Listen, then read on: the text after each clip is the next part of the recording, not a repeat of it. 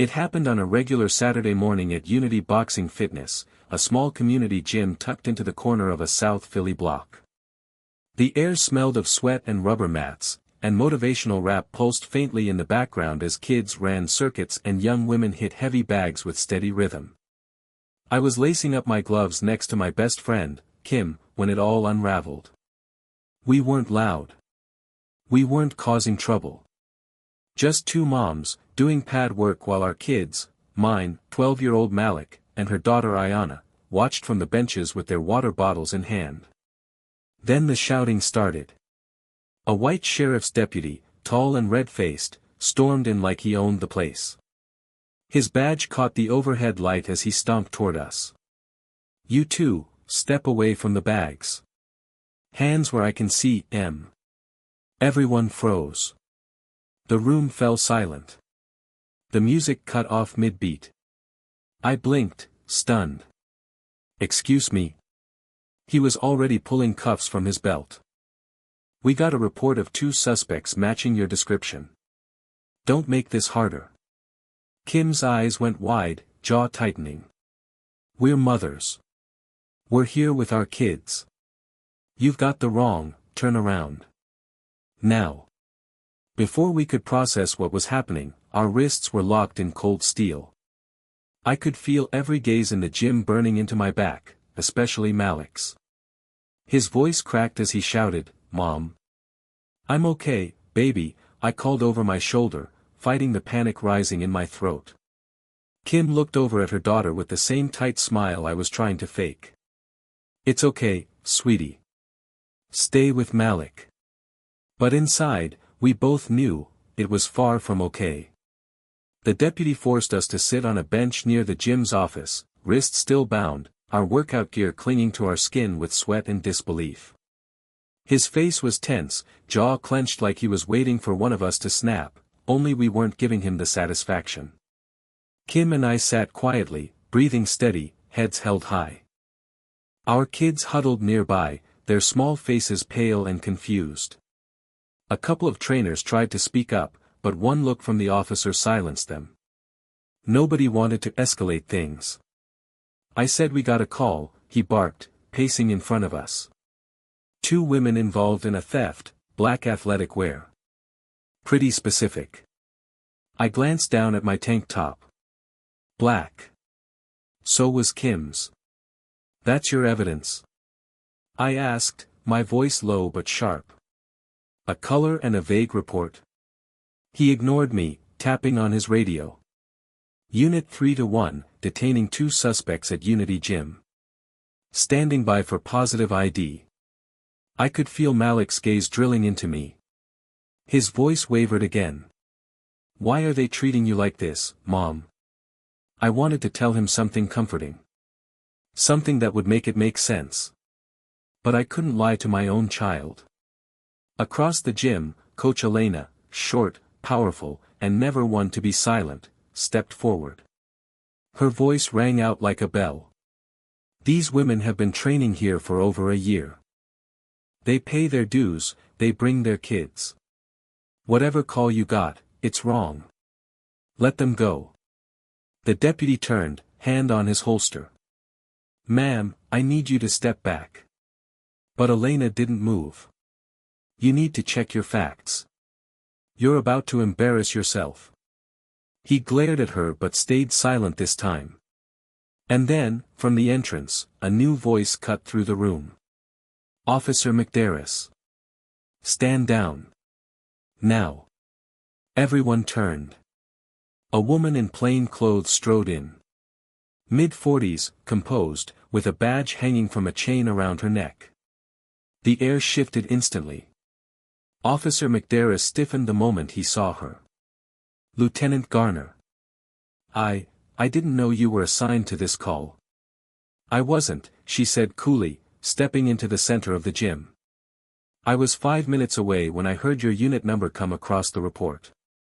And I know both of these women personally." The room held its breath. She walked directly toward us, eyes steady, calm but serious. "Take the cuffs off. Now." McDarris hesitated. The call said, I don't care what the call said. Her tone sharpened. You got a vague description and chose to escalate, inside a community gym, in front of children, without even confirming their names. You crossed a line.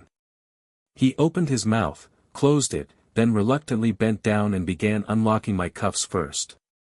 The steel gave a soft click as it popped open, followed by Kim's. My wrists throbbed from the pressure, but I didn't rub them, I just stared at him, steady and silent. Garner turned to us. I am so sorry for this. Both of you. Kim nodded slowly, her eyes never leaving McDarris. My daughter just watched me get handcuffed for wearing the wrong clothes. You think sorry undoes that? I understand, Garner said. And I don't blame you for being furious. Behind us, Malik and Ayanna ran forward. I knelt and hugged my son tight, feeling his little arms wrap around my neck like he was afraid I'd vanish again. Garner turned to the gathered crowd. Everyone in here, thank you for staying calm.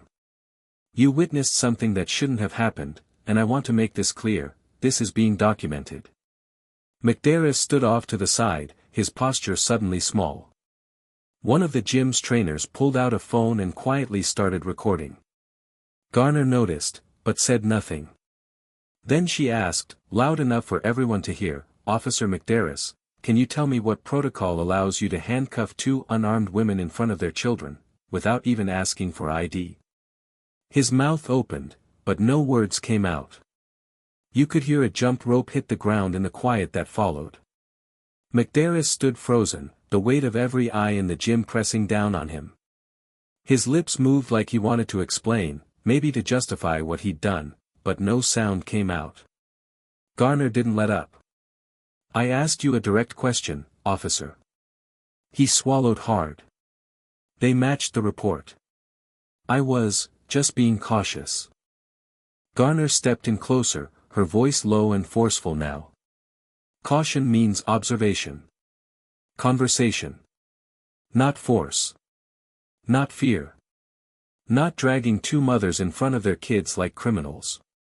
He shifted uncomfortably, gaze flicking toward the kids, Malik, Ayanna, and the other young girls standing near the locker room door, all watching him like he was something out of a story they never wanted to be part of.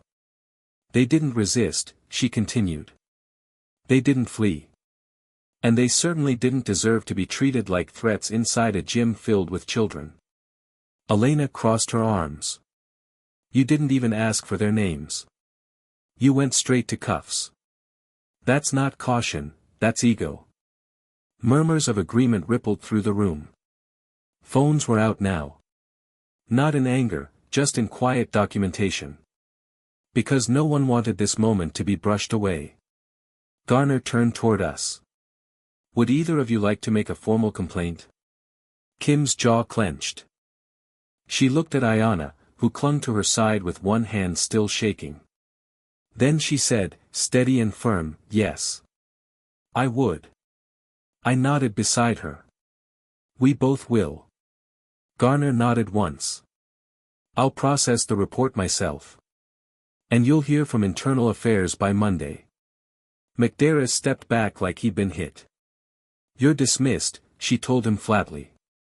As he walked toward the door, eyes locked on the floor, the silence of the gym followed him out. No applause. No shouting.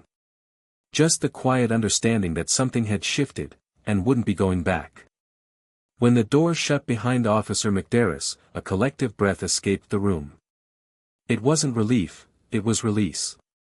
The tension had gripped every corner of that gym, and now it was beginning to peel away, slowly, like tape from a healing wound. Kim and I stood side by side, shoulders straight. Neither of us felt like victims. We felt seen. Heard.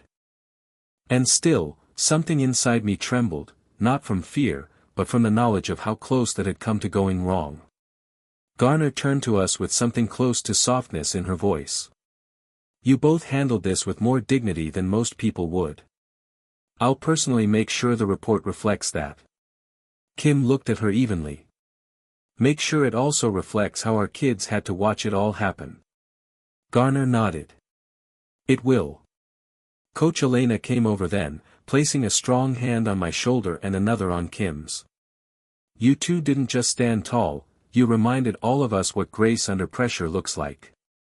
I wasn't trying to be graceful, I muttered. I was trying not to fall apart. And that's exactly why it mattered, she said. They saw you hold the line.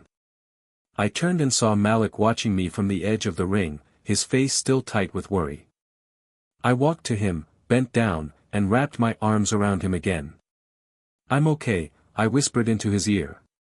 You did good. His voice was small. I was scared. I know, baby. But you stayed strong. Just like I did. Kim and Ayana sat on the bench together, the little girl resting her head on her mom's lap. Around them, people began to move again, picking up gloves, wiping sweat, returning to some sense of routine. But nothing about it felt normal anymore. Garner gave us one last nod and headed out, her badge swinging at her side, already making calls as she disappeared through the doors. And we were left in the gym, no longer just moms or boxers, but something else, something unspoken but powerful. We'd been put on display. Tried without reason. And we'd stood our ground. After things settled down, the gym didn't bounce back right away. It was like the whole place was holding its breath, even as people tried to act like nothing had happened. Kim and I sat on the edge of the ring while the kids quietly sipped their water nearby. I noticed Malik hadn't touched his gloves since. Ayana kept glancing toward the door, like she expected someone else to come bursting through. Coach Elena pulled up a chair and sat across from us. We're holding a community meetup here next week. I want you both to speak. Parents, trainers, local officers, we're inviting them all. Kim raised an eyebrow. You sure about that? Some folks don't want to hear this. That's exactly why they need to. Elena leaned forward. This gym was built for more than muscle. It's a place to protect each other. That doesn't stop at the door. I nodded slowly. I'll do it. But not because I want to stand behind a mic and tell everyone how strong we were. Why then? Elena asked. I looked over at Malik. Because he needs to know this isn't normal. And that we can fight it without swinging fists. Kim sighed, brushing Ayana's hair from her forehead. And I want her to remember her mom didn't shrink. Even when it would have been easier. That night, after we got home, I found Malik in his room sitting quietly with his notebook. He was usually drawing monsters or boxing stances. But this time, it was something different. It was a sketch of the gym. Me and Kim in the middle, handcuffs falling to the ground. Elena standing behind us like a shield. And in the background, two kids, watching, learning, holding hands. Did you draw this? I asked softly. He nodded, not looking up. I wanted to remember what it looked like, when things started to change.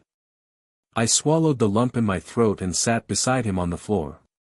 Maybe next time, he said, they'll ask questions before pulling out cuffs. Maybe, I whispered. But if they don't, we'll still be ready. The gym felt different that following Thursday night. Punching bags were pushed aside. Mats were stacked neatly in the corners.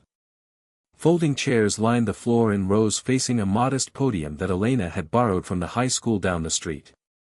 The smell of sweat had been overtaken by something heavier, anticipation. Word had spread. Parents, teens, trainers, even a few off-duty officers came in slowly, unsure what to expect. Kim and I stood near the back, both of us dressed in clean athletic wear but far from relaxed. Malik and Ayana sat with a small group of other kids, whispering quietly among themselves. Then Elena took the mic. Most of you know what happened here last week, she began, her voice steady but strong. 2 mothers, 2 community members, were publicly detained without cause in front of their children, right here in this gym. She let the words hang for a moment. We're not here to burn bridges. We're here to build better ones. But that only happens if we're honest about what's broken. There was silence. Then a murmur of agreement. She turned to me. "Layla, you ready?" I stepped up to the mic, heart thudding in my chest. Kim stood just behind me, a steady presence. I looked out across the crowd, some familiar faces, some not. I spotted Officer McDarris sitting in the very back, arms folded, jaw clenched. But he was here. That mattered. "My name is Layla Jordan," I began. "I'm a mom. I'm a coach in training. I'm a regular at this gym. And last week, I got handcuffed because someone thought I looked suspicious." I paused. No one spoke. My son watched it happen. So did Kim's daughter. And those moments, they stick. But not just because they were painful. Because of what came next. I turned slightly and gestured toward Kim. She stepped forward. "We didn't lose control," she said. "We didn't yell. We didn't fight. We stood our ground. And we let the truth catch up." The crowd listened, still and attentive. "We're not here for pity," I added. "We're here for change. For every kid who saw it, and everyone who might go through it if we don't speak up." Elena returned to the mic. "So tonight's not the end of this conversation. It's the start. And whether you wear gloves or a badge, whether you train kids or raise them, we've all got a role to play." Applause started slow, then built. Even McDarris nodded once before slipping out quietly, hands in his jacket pockets. It wasn't everything. But it was something. The following weeks brought a shift, not just inside the gym, but across the block, the neighborhood, even the precinct. Word of the meeting spread. A local paper ran a piece titled, "When Accountability Starts in the Ring," featuring a photo of Kim and me standing side by side beneath the gym's old mural. People began reaching out, some with stories of their own, some just wanting to help. Lieutenant Garner followed through. Officer McDarris was placed under review. No one cheered, but no one denied it was overdue. More importantly, new training protocols were announced for the department, focusing on de-escalation, especially in community spaces. Garner made sure our voices were included in the process. Kim and I were invited to speak at a youth center. Then a PTA meeting. Then a city roundtable. We didn't set out to be voices for anything, we just refused to be silenced. Malik started training harder. Not just physically, but mentally. He'd ask sharper questions now. Wanted to know his rights. His voice was firmer, his eyes clearer. One day, he looked up from his notebook and asked, "Does this mean people will finally listen now?" I sat beside him. Some will. Some already are. But the point isn't if they listen, it's that we don't stop speaking. At the gym, a small plaque was mounted near the front door. "In this space, we don't judge by appearance. We judge by character, and how you carry yourself when the pressure's on." No names on it. No headlines. But everyone knew what it meant. Kim and I still trained every week. Not because we had something to prove, but because we were building something stronger. For ourselves. For our kids. For anyone watching. And every time a new mother walked into that gym for the first time, looking uncertain or out of place, we made sure to be the first ones to say, "You're welcome here."